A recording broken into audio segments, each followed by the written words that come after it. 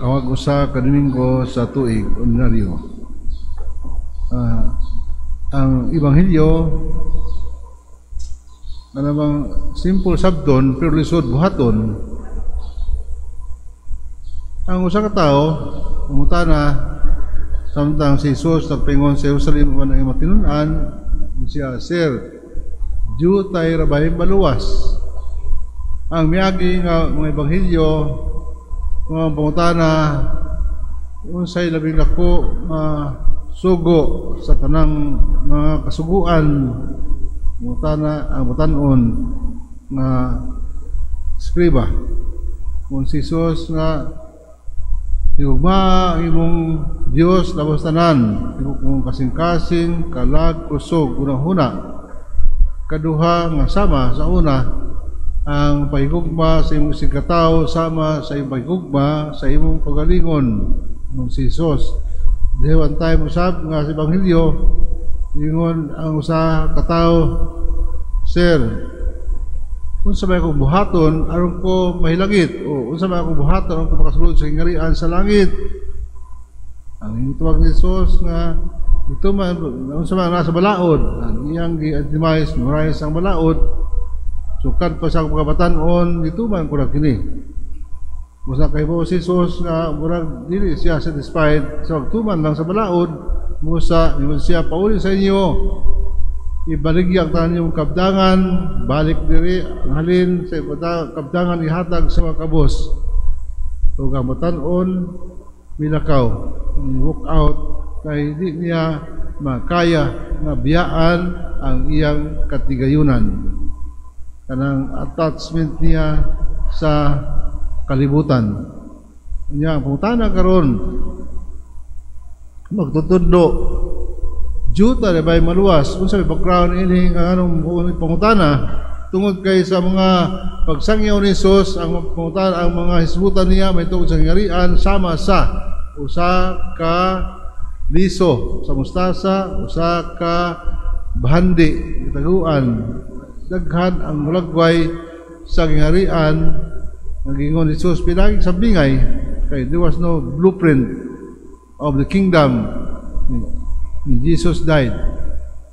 Wala man siya gibilin usa pinagi sa bingay nga ang tao may mosabot juta rin maluwas at tumingon niya kalisod sa pagkadato sa kadato usulod sa gingarian sa Dios mas maayo pa sa kamilyo nga usulod sa lungag sa dagom sa kanabang kasi in German sits and living kanabang sa kondisyon sa bisag sa ato makita ta nga dagko man mga gate diha sud ka pero ordinary time ang gate na sa kadako sa gate na ay gamay nga gate para makasulod usa kon kanabang daghan imong mga butang daghay bagahe magisod ka pagsulod sa usa ka gamay nga pultahan nga moy ablihan para makasulod ka.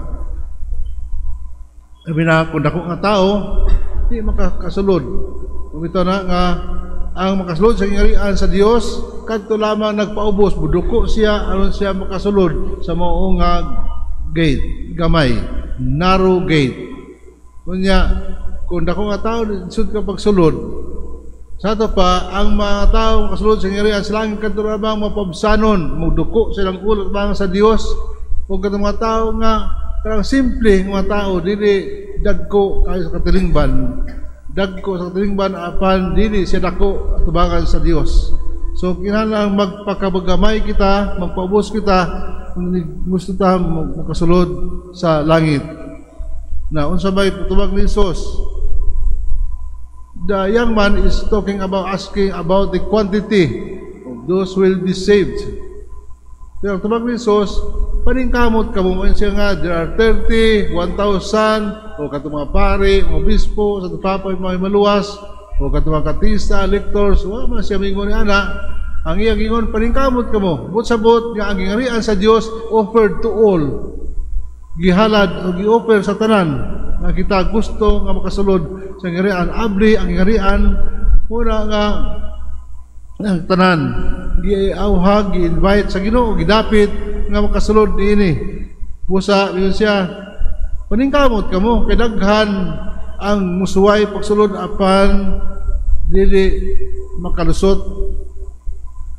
Kung sa may hulagway sa usa ka tawo nga gusto mosulod sa ingarian, kanang ingon niya, love your God with all your heart, tanan, tibok 100% sa imong kinabuhi, nga imong higugmaon ang Ginoo, ang ikaduha, ang paghigugma sa imong sikataw, sama sa imong paghigugma sa imong galingon, nga the two are inseparable. Dili sila malahi.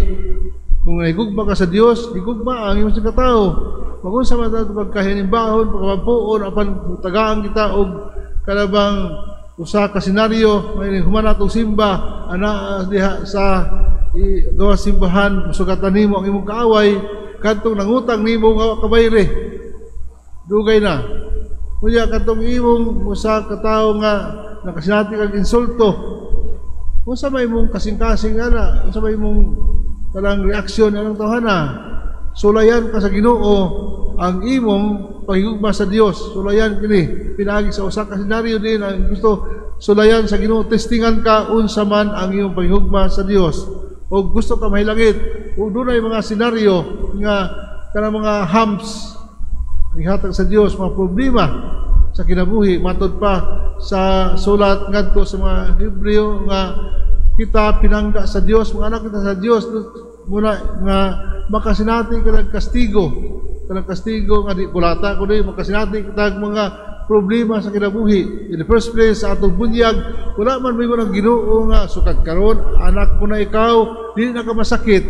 Sukat karon nga himo ka anak pinagi sa bunyag, di na ka problema. Tinuan diha pagsugod sa imong bunyag, diha ka makasinati og mga problema. Pagdako, ano man, anak man kita sa Ginoo sa bunyag, sama kita, pariha kita kag Kristo nga nagantos sa kubang sa mga pagpasakit nga kita muagi sa kamatayon. Then there's no other way. Ang Ginoo kung saan ba sa kingarian, I am the way, the truth and the life.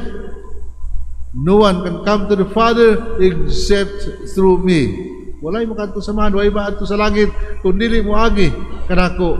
So ang atong mga kasantian sa atong Kristanan, kabahin kini sa atong pagsunod kang Kristo, nga maliwat kang Kristo, nga naa ni agi sa mao nga mga kahimtang sa kinabuhi. So simple lang ta, ang ingon niya, paningkamot kamo, paningkamot, magpuyo ta sa kinabuhi nga matarong, nga katong maningkamot nga Dios nun, nga kita maayo, may gugmaon, mapasayloon, iya man na kinaiya ni Kristo, nga siya man ang ihanan, sundog ko nato ang kinabuhi, ang tao. Kalabang, it's not enough, we have faith. Ang sulat ni San Pablo, daghang mga sulat, nga, ang sulat nga to sa taga Episo, daghang sa yung sulat sa taga Roma, sa Galacia, sa Philippians, sa Filipos, ay mga sulat nag-emphasize nga kanang you can be saved by faith alone. Sola fide. Namunang ibaruganan sa mga sekta nga kanang ang kaluwasan luwas na sila kay nagtuuman sila. Busa pagali yun kanang ingon niya kanang imong ginikanan na hilangit na. It's wrong to say dili pagtulon ang simbahan nga mingon ka nga birthday sa akong mama karon kanang hinaw ta malipayon siya dito sa langit ang lama kong mama to sa langit. Di man ta ingon automatic mahilangit kay paningkamutan man ang pagpahilangit. Kuya doon may tulong nato kapaingnan kung perfect ka nga way sala, nobody is perfect. Adto ka sa langit kung wagi kay sala. Ang mga santos naay mga sala pero nabayran sa buhi pa sila langit. Kung ikaw dili ang ngayan sa langit kay nakay mga sala pa na mawa nimo mabayri, adto ka sa purgatorio, ikaw ipurga, cleansing dito hangtod nga tungod sa atong pagkampo mapadali ang ilang kaluwasan. Kung di ta ngayan sa langit, di sabta ngayan sa purgatorio nga iagitag cleansing tungod kay makasala kita nagbuot sa itong kalingon nga pabilin nga ng kahimtang sa pagkasala, adto ta sa impyerno, tuloy kapaingnan. Unya, ang ingon ni Jesus, paningkamot ka mo, kay pumunta na langit man, paningkamot ka mo. Pumunta na sa itong kalingon, ang ato ang buhat, niling pagsimba, paningkamot ba tayo langit? Oo, paningkamot, we have to witness our face. Mayroon pa ni kanabang Santiago, yung sulat nga ang pagtuo kinahanglan dala ang buhat. Usa ang buhat, ang maayong buhat ay ang kaluwasan iyan gas sa Dios kanato, pero kinahanglan connected siya and it is made manifest through our good action. Pag-ampo o pagbuhat, pagkamampuon o pagkamaluyon must go together. Palihog manindog anang